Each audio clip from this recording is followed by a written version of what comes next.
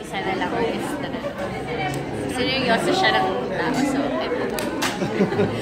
so seryoso pala nila ako, no? Ay, mahal-mahal na taste. Hindi naman ako, Sarah and Ronnie mo. Wala naman silang may kitang, wow, gano'n. Wala namang gano'n. Sulit naman daw kahit mahal. Katuwaan lang ito, kaya inunahan ko na sa title. Fantasy. Kim, lower your expectation. Ay, Kimi, quick question lang. Are you ready naman sa mga critics after your concert? Oo naman, lagi namang ganun yun eh, kaya nagre-rehearse po ako araw-araw ng mga gagawin ko para kahit paano kung mabash man ako, at least I tried my best. Grabe naman. At least I tried my best and God will do the rest. So may mga buwis buhay exhibitions na? Yes, meron. Siyempre mawawala. Pero hindi naman lahat para hindi masyado masakit sa heart. Baka atakihin na sila sa puso sa gabi. Manonood pa naman yung lola ko.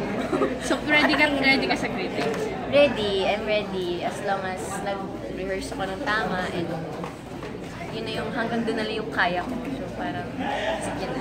And fans ko naman yung manonood. So, gandang-ganda sila sa gagawin ko natin. Naman.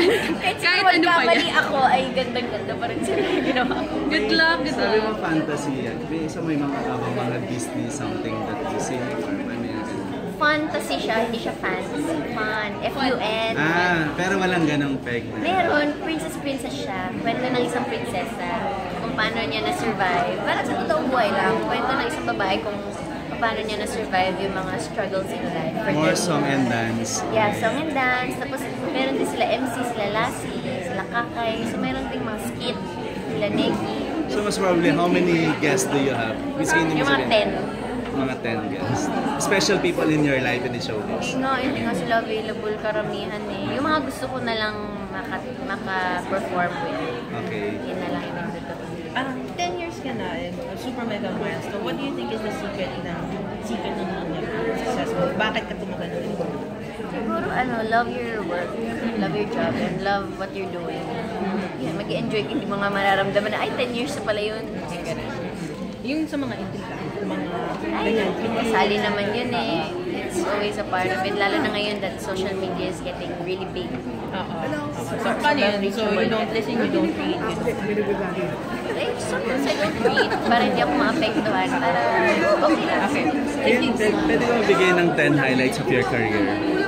10 highlights of my career. Siguro first is when I entered the Pinoy Big Brother house. Second is when I won the Pinoy Big Brother na ako yung naging big winner. And then the third is napasok ko yung teleseries, which is tuloy-tuloy siya yearly. Then fourth is yung mga pelikula. Fifth is siguro yung mga awards, recognitions na natatanggap ko. Unforgettable awards that you received? Unforgettable, mga best actress. Siguro yung mga ganun. Kasi dream ko talaga makakuha ng best actress. Hindi siya nasagi sa utak ko dati na mananalo ako ng mga ganun. Fifth is yung mga fans na hanggang ngayon nandyan pa rin sila na sumusuporta sa akin. And then 7 is napatayo ko yung bahay ko, dream house ko. 8 siguro is napag-graduate ko yung mga kapatid ko. Meron na kaming magandang life ngayon. 9 ang dami naman. 10 years syempre, di ba? 9 siguro is, ito, magkaka-concert ako for the first time ever in my entire life. And last? Looking forward for the next 10. Ba't parang hindi nasama yung Kimerald part? Kasi di ba siyempre di ba part of your career din naman? Part na siya ng teleseries and movies. Okay. Chapter over. Next page. Ano pa yung inihiling mo? Sa more 10, yung mga darating pa na. Meron ka ng album, meron ka ng... Siguro gusto ko ng project na may power. Parang superhero. Yeah. Hindi mo ba magkakaroon mo ng audition? Hindi ko kaya maging Darna. Walang Chinese na payat na Darna.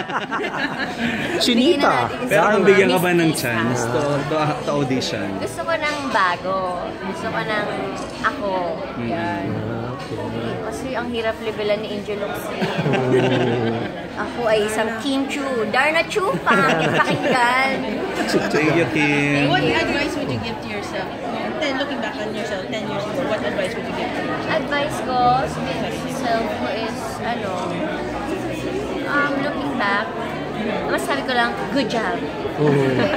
Kim, quick thank you message sa mga fans mo for your 10 years. Yes, sa lahat ng mga taong sumusuporta sa akin, thank you so much. I appreciate everything ko and sana nandyan lang po kayo lagi to support me in every project that I have. Salamat!